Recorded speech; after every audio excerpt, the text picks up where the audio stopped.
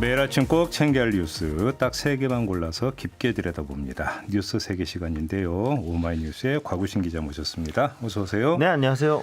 박지훈 변호사 모셨습니다. 어서 오세요. 안녕하십니까? 네, 자, 첫 번째 뉴스가 볼까요? 네, 박범계 법무부 장관이 한명숙 전 국무총리의 수사 과정에서 발생했던 검찰 모해 위증 교사 의혹에 대해서 수사 지휘권을 발동했습니다. 대검찰청이 증거 부족을 이유로 불기소 판단을 내린 데 대해 이 대검 부장회의를 열고 다시 심의하라라고 지휘를 한 건데요. 이는 이제 대검이 무혐의 결론 당시 판단 근거로 제시했던 합리적 의사결정 방식을 받아들일 수 없다는 취지였습니다. 박 장관은 이날 지휘에서 감찰부장, 감찰 3과장 그리고 이문정 검사로부터 이 사안 설명을 청취하고 충분한 토론 과정을 거치길 바란다라고 당부를 했는데요. 공소시효가 오는 22일로 종료되는 시점에서 나온 판단입니다. 이 부장검사 회의 결과에 따라서 모해 위증 혐의자인 이 증인 김아무개 씨를 비롯해서 교사 의혹을 받고 있는 수사팀 검사 등에 대한 추가 조사 및 기소 여부가 다시 가려질 전망입니다. 또한 모해 위증 교사 의혹을 받고 있는 당시 검찰 수사팀의 수사 과정에 인권 침해적 수사 방식이 적용됐는지 이 부분도 법무부 감찰관실과 대검 감찰부의 합동 감찰로 특별 점검할 것을 지시했습니다. 다만 박 장관은 부장회의 결론이 무엇이든 수용하겠다라는 뜻도 전했습니다. 왜 이런 지휘권을 발동했다고 봐야 될까요? 예전에 추미애 장관도 지휘권을 행사했고 지금 박범계 장관 행사했는데 약간은 뭐 세련된 방식 제가 좀 그런 말씀드리기 좀 그런데 그냥 직무 배제시킬 걸로 봤는데 새롭게 결정하고 토의하라. 이 세 사람이 의견이 대립됐었거든요. 이문정 감찰 정책연구관이 지난 4월부터 계속 조사를 했던 사건이고요. 그 중간에 직무 배당을 받은 사람이 감찰 3과장이고 또 한동수 감찰부장 같은 경우는 자신을 패싱하고 결재받고 무혐의 결정했다라고 얘기하니까 이 세 사람이 지금 의견이 충돌이 되니까 세 사람이 다 나와서 대검의 가장 지금 의사 결정할 수 있는 뭐 지금 검찰총장이 없기 때문에 이 부장들 앞에서 설명하고 그래서 결정하라라는 식으로 내려는 겁니다. 결국 이게 무혐의가 결정되든 뭐 기소가 결정되든 어쨌든 간에 그 많은 내용들이 이게 찬반이 아니고 토론과 협의를 거칠 거예요. 뭐 예를 들어서 이문정이 그 자리에 가가지고 이문정 검사가 내가 조사한 거에 대해서 다 얘기를 할 겁니다. 하고 또 이 감찰 3과장 같은 경우는 하루 정도 보고 이렇게 무혐의 결정했다고 하니까 그런 얘기들이 오가면서 좀 합리적인 결정이 되지 않을까. 라는 생각이 듭니다. 그러니까 일부 보도에서는 이 한동수, 이문정 두 사람의 이름을 이제 거론을 하면서 이렇게 좀 박범계 장관이 이렇게 모아놓은 것 자체가 좀 편향된 거 아니냐 뭐 이런 식으로 지적을 하기도 하는데 사실은 말씀해 주신 것처럼 윤석열 전 총장이 사퇴를 하기 전에 허정수 감찰 3과장에게 맡기고 갔던 거였잖아요. 그러니까 그렇죠. 뭐 박범계 장관이 이렇게 뭐 어떤 결론을 미리 정해놓고 뭐 모으는 식으로 이렇게 얘기하는 건 좀 그 일부 언론이 오버하는 것 같고요. 재밌는 거는 또 오늘 아침에 조간을 보니까 조남관 직무대행이 그래서 이 수사지휘권 수용 여부와 관련된 입장을 오늘 오전 중에 발표할 거다 뭐 이런 얘기도 있던데 이게 사실 수사지휘권에 대해서 직무대행이 뭐 수용을 뭐 거부할 수도 있다는 얘기인가요? 아니 검찰청법에 법무부 장관이 검사를 지휘 감독하고 구책 사건에 대해서는 검찰총장을 통해서 감독한다고 돼 있거든요. 구책 사건이잖아요, 이거는. 그렇기 때문에 그 지휘 감독에 대해서 수사 지휘권에 대해서 이의 제기나 이런 부분들은 규정이 안 돼 있어요. 왜냐하면 그걸 따라야 되기 때문에요. 그래서 입장 발표한다는 거 조금 이해하기 어렵습니다. 요즘 뭐 관례가 한두 가지가 아닌데 좀 제가 하나 여쭤보고 싶은 네. 게 지금 위증을 했다라는 의혹의 대상이 2명이지 않습니까? 그렇죠? 최 씨와 김 씨. 예. 근데 지금 그 공소시효 만료일이 22일이라고 하는 것은 두 사람 공이 적용이 되는 게 아니라 최 씨의 경우는 이미 공소시효가 만료됐고 끝났습니다. 김 씨에 대해서만 남아있다는 네. 거죠. 그러면 대검 부장회의에 재회부에서 논의하라고 한 건 최 씨는 여기서 열외가 되는 게 맞습니까? 뭐 최 씨는 지금 볼 수가 없기 때문에 봐도 그러니까 뭐 기소를 못하기 때문에 공소시효가 만료가 됐기 때문에 뭐 기소를 해야 되니 말아야 되냐는 논의 사항이 아닌 겁니까? 그렇죠. 그러면 김 씨에 대해서만 하게 되는 건가요? 지금 상황상으로는 그렇습니다. 그래요. 4일 안에 이게 가능하다고 봐야 되는 건가요? 이제 결국은 이제 그 설명 이런 부분이 중요합니다. 이문정 검사는 뭐 언론 보도 등을 통해서 공소장까지 자기한테 써놨다. 바로 기소할 수 있도록 그러니까 그런 설명들을 아마 할 겁니다. 뭐 다들 법률 전문가입니다. 특히 부장급들이면 뭐 반부패 부장하고 부장들은 뭐 내용들 얘기가 충분히 될 거고 야 이 정도로 기소가 가능하냐고 물을 거고 이런 증거 등으로 기소가 가능하다라고 얘기할 거고 그런 것들을 의견 수렴 과정을 거칠 겁니다. 그래서 결과론적으로는 뭐 표결도 할 수도 있고 어쨌든 간에 이 법률 전문가들끼리 또 기소의 방향에 대해서 논의하는 과정을 거칠 거로 보입니다. 그러니까 이제 짚어야 되는 게 그 수사전문 자문단도 있고 수사심의위원회도 있는데 그런 거를 건너뛰고 지금 대검 부장회의로 넘긴 걸 어떻게 이해를 해야 되는 거예요? 시간상의 문제라고 봐야 되는 거예요? 네, 시간도 좀 촉박합니다. 지금 22일이면 다음 주 월요일이거든요. 네. 시간도 다 됐던 것도 있고 좀 판단해보라는 거예요. 제가 좀 이런 말씀 드리기가 참 그래서 제가 애둘러 표현했는데 감찰 3과장은 하루 보고 이거를 판단해버렸어요. 뭐 관련 변호사 얘기로는 사람 성인 남성의 키보다 더 큰 기록이라고 얘기를 했거든요. 그리고 이문정 검사 계속 얘기하지만 1년 이상 1년에 가까이 조사를 진행을 했고요. 그렇다면 사실 이문정 검사를 직무를 시키는 게 맞죠. 그리고 이 사안의 본질은 그 검사입니다. 검사. 그를 교사시켰던 검사. 제 식구 감싸기 모양새이기 때문에 그게 사실 맞는지 안 맞는지 부장들, 지금 책임자들은 고위 간부급들이 판단해봐라라는 거기 때문에 뭐 일단은 이문정 검사 얘기가 더 많이 나오지 않을까 생각이 듭니다. 지금 검사라고 하셨으니까 아까 제가 드렸던 질문을 다시 이어가면 최 씨의 경우는 뭐 지금 부장회의 논의 사항이 아니고 네. 그러니까 김 씨의 경우가만 된다면 지금 이제 초점은 그러니까 이래서 위증이라고 치면 위증을 시킨 교사범인 이제 검사의 문제로 이제 넘어가게 되는 거 네, 아니겠습니까? 앞으로요. 예. 근데 그렇게 되면 예를 들어서 물론 이거 좀 형식 논리긴 하지만 최 씨에게 그 위증을 교사한 검사가 따로 있고 김 씨에게 위증을 교사한 검사가 따로 있다면 전자는 그러면 또 이제 그 검사는 뭐 해당 사항이 없게 되는 거냐는 그렇죠. 거죠. 법적으로는 정범이 있고요. 교사범은 공범이라고 합니다. 정범이 기소가 되면 그때부터 공소시효가 중지가 됩니다. 그래서 22일 전에 만약에 기소가 된다 그러면 이 김 씨에 대해서 위증 교사한 검사 같은 경우는 공소시효가 살아 있고 다음에 추후에 조사를 통해서 공소시효 안에 기소도 가능한 것이죠. 그렇지만 최 씨는 공소시효가 만료했기 때문에 그 사람한테 위증 교사했던 사람은 뭐 공소시효 만료로 처벌할 수는 없는 것입니다. 물론 뭐 이제 그렇게 딱 뭐 그러니까 무자료도 뭐 그렇게 검사가 정해져 있지는 않지만 뭐 나눠져 있을 거라고는 생각을 예. 하지는 않습니다만 네. 아무튼 형식 논리상으로 그렇게 된다는 그렇습니다. 이야기가 되는 예. 거죠. 알겠습니다. 짚어야 되는 점이 한두 가지가 아닌데요. 이건 잠시 후 3부에서 좀 자세히 짚어보도록 하겠습니다. 자, 다음 뉴스로 넘어가죠. 네, 서울특별시장 보궐선거에 번보수야권 후보 단일화를 두고 줄다리기 중인 오세훈 국민의힘 후보와 안철수 국민의당 후보 간 양측의 실무 협상단이 또 결렬되었습니다. 어제도 접점을 찾지 못하고 파행을 겪었는데요. 양측은 이제 어제 오전부터 수차례 만남과 헤어짐을 반복하며 협상을 이어갔지만 여론조사의 유무선 전화 비율 등을 두고 이견을 좁히지 못했습니다. 정양석 국민의힘 사무총장은 이제 어제 기자들한테 가상 대결을 통한 후보 확정은 새로운 방법이고 전례가 없으며 합산이 쉽지 않기 때문에 수용할 수 없다라는 입장을 강조했고요. 반면 이태규 국민의당 사무총장은 효과적인 방법은 가상 대결이기 때문에 그걸 존중해 주면 유선 10%를 포함하겠다라고 이제 이야기를 했고요. 그게 어렵다면 경쟁력 조항을 쓴다면 유선 전화는 수용할 수 없다라고 못을 박았습니다. 대신 이제 경쟁력 조사와 함께 적합도 조사도 동일하게 50대 50으로 해 후보를 결정하는 수정 제안을 드린 바 있다라고 덧붙였는데요.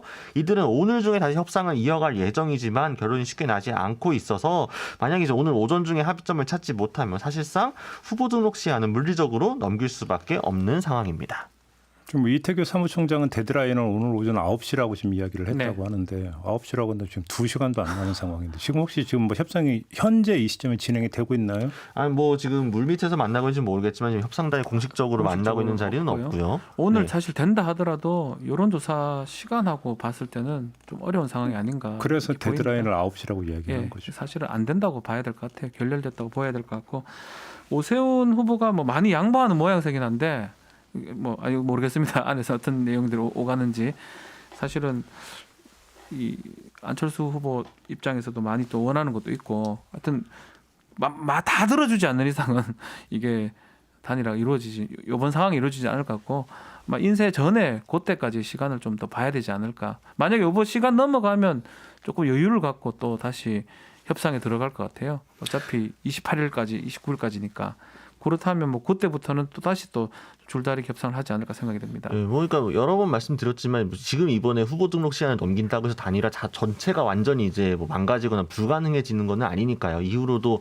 뭐 단일화를 진행한다고 하면 할 수는 있지만 어쨌든 이제 후보 등록 시한과 겹쳐가지고 그러면은 만약에 그럼 안철수 후보 쪽으로 단일화가 된다고 하면 통합 선대위는 어떻게 꾸릴 것이고 기호의 문제라든가 그리고 이후에 국민의힘이 지원은 공식적으로 가능한 건지 자금은 어떻게 할 건지 사실 이런 문제들이 다 얽혀 있거든요. 그러다 보니까 이번 후보 등록 시한 안에 깔끔하게 결론을 내는 방향으로 양당에서 좀 논의를 했던 것인데 뭐 역시나 뭐 혹시나 했는데 역시나죠. 뭐 지금 사실상은 거의 지금 이번 시한 단위는 어려울 거로 정리가 되는 느낌이고요. 물론 뭐 갑자기 극적 타결을 해가지고 오늘 오후서부터 내일 오전까지라도 여론조사 돌려가지고 내일 오후에 등록하겠다 뭐 이렇게 할 수도 불가능한 건 아직 아닙니다만 이 부분이 아마 정리가 쉽지 않을 것 같아요. 사실 진짜 박영선 민주당 후보와의 가상 대결을 붙여가지고 그걸 넘겨가지고 하겠다는 그 여론조사 방식 자체를 과연 국민의힘이 지금 받아들일 수 있을까요? 전 잘 모르겠습니다.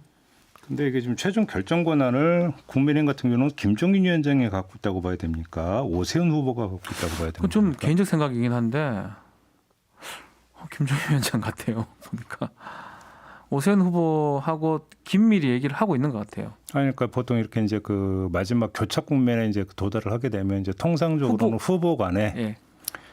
이제 마지막 네. 이제 선굴군 어떤 뭐냐면 협상이 이루어지고 양보하겠다 뭐 이런 식으로. 예. 여기서 어떤 뭐 이제 반전이라든지 이런 것들이 이제 발생이 될 수 있는 여지가 이제 그 창구를 통해서 이루어지는 건데 지금 두 후보가 뭐 간밤에 뭘 어떻게 했다는 소식은 전혀 없죠. 네, 그렇습니다.